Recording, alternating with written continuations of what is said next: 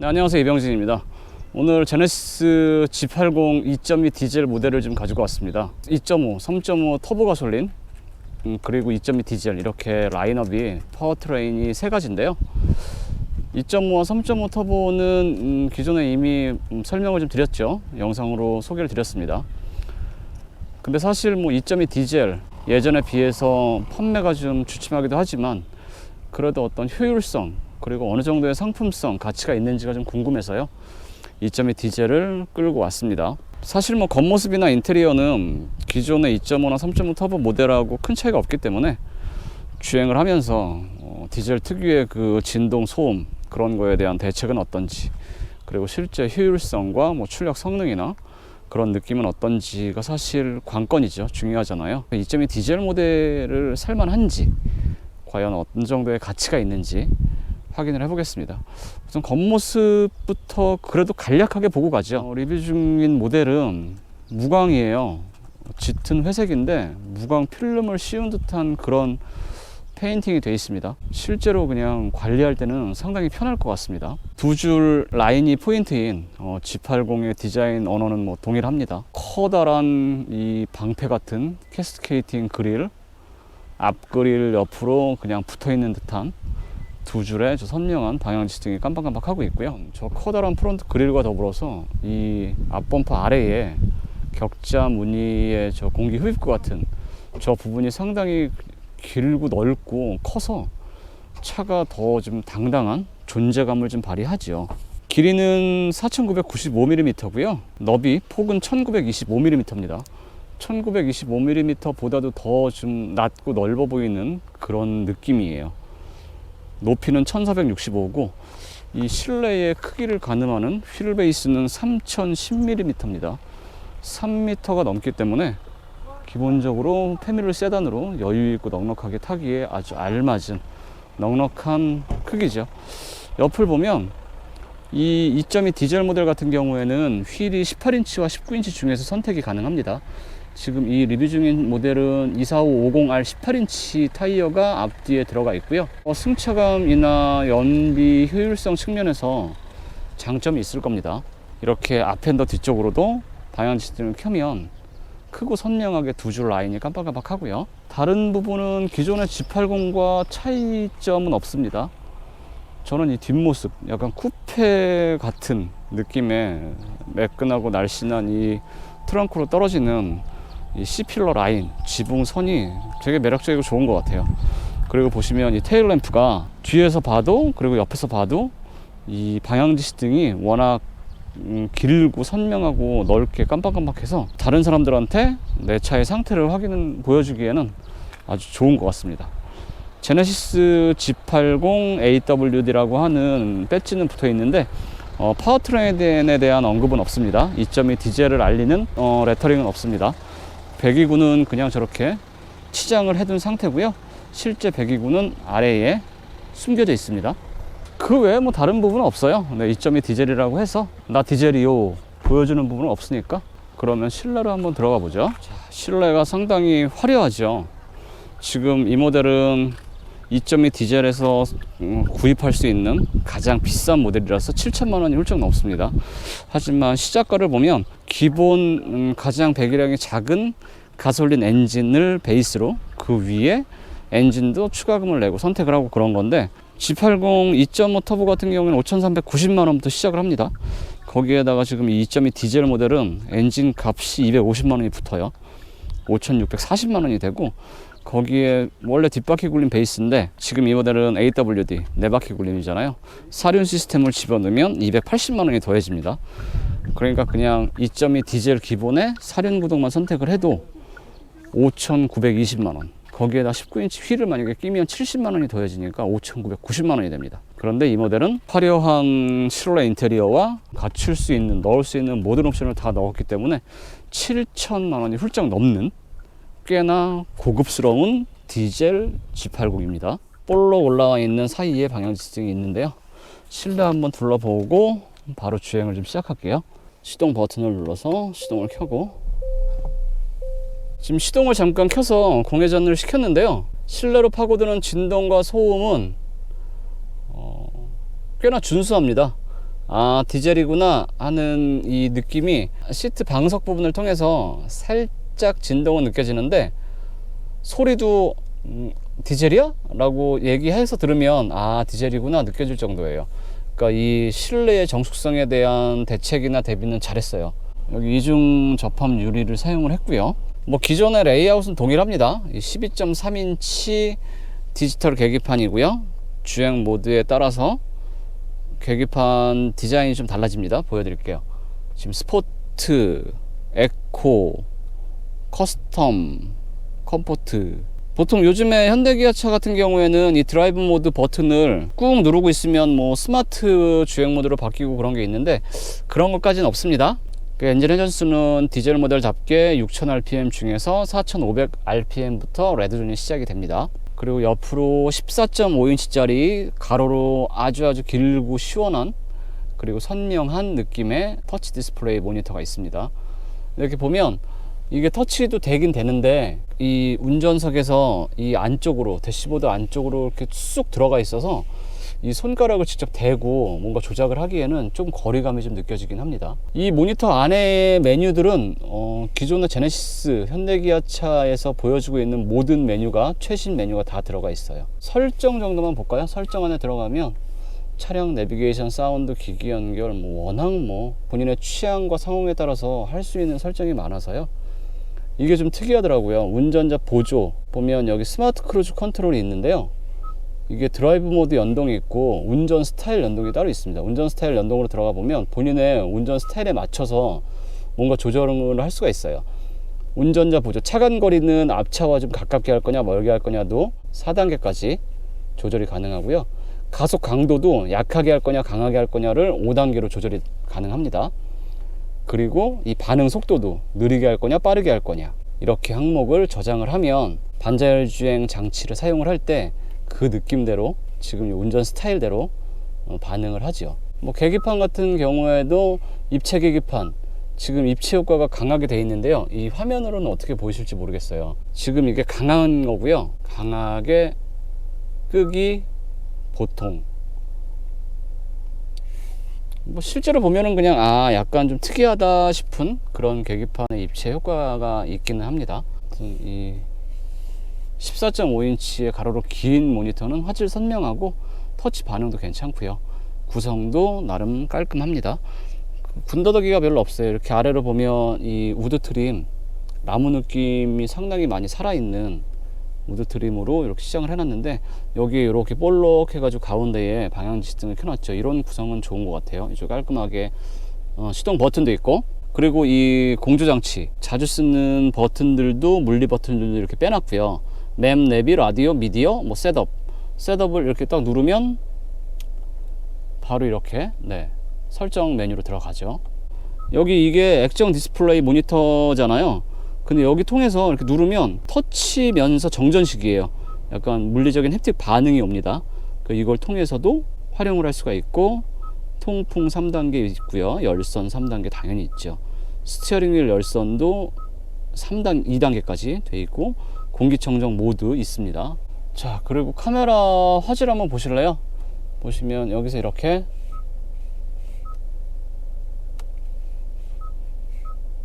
확인할 수 있고요. 지금 차가 옆에 세우고 있네요. 이런 느낌으로 확인도 할 수 있습니다. 화질도 괜찮아요. 이 정도면 좋습니다. 이 공조장치가 패널이 사용하기 편하라고 좀 이렇게 앞쪽으로 툭 튀어나와 있잖아요. 이 공조장치 아랫부분에 이게 지금 USB 포트가 2개 있고, 무선 충전, 스마트폰 무선 충전 패드인데, 이 넣었다 뺐다 하거나 여기에서 좀 활용하기에 조금 이 공조장치가 앞으로 툭 튀어나와 있어서 살짝 좀 불편한 느낌이 좀 있습니다.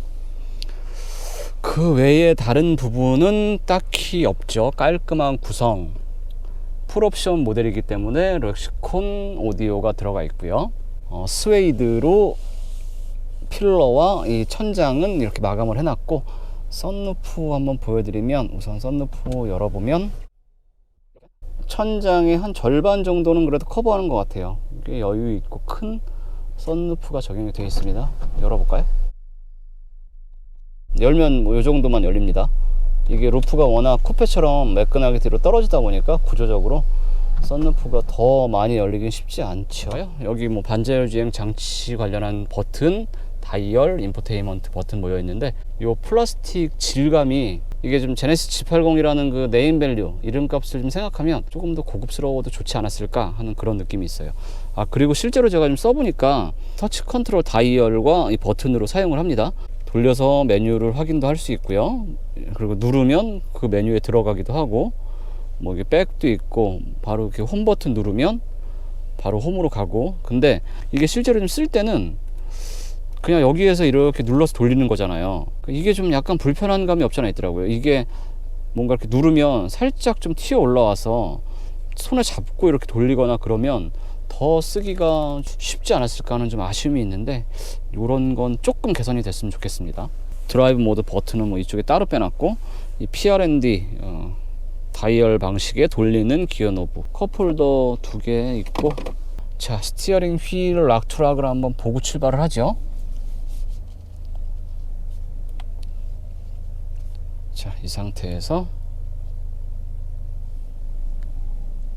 하나, 둘, 2.2톤 정도 되네요. 그러니까 중형 패밀리 세단 치고는 요 타이트한 느낌이죠.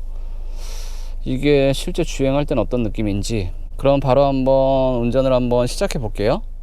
제네시스 G80 2.2 디젤 주행을 시작했습니다. 지금 잠깐 언덕길, 지금 산길을 조금 타보려고 진입을 했는데요.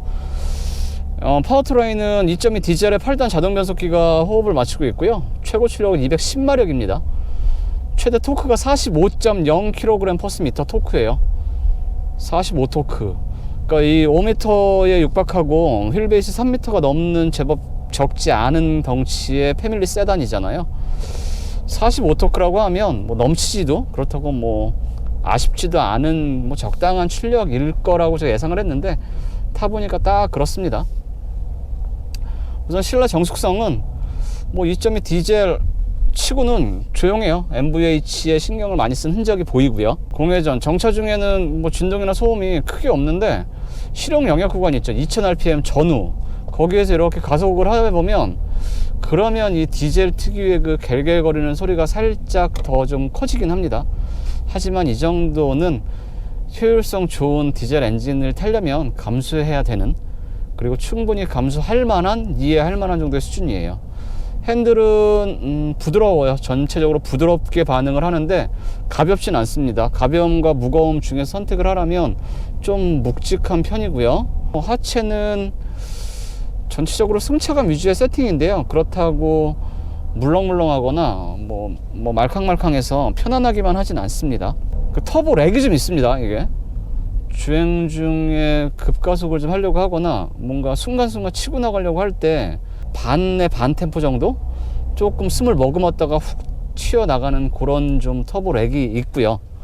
하지만 일상 영역에서 편안하게 부드럽게 그냥 타고 다닐 때는 전혀 뭐 아쉽거나 그런 거 없습니다.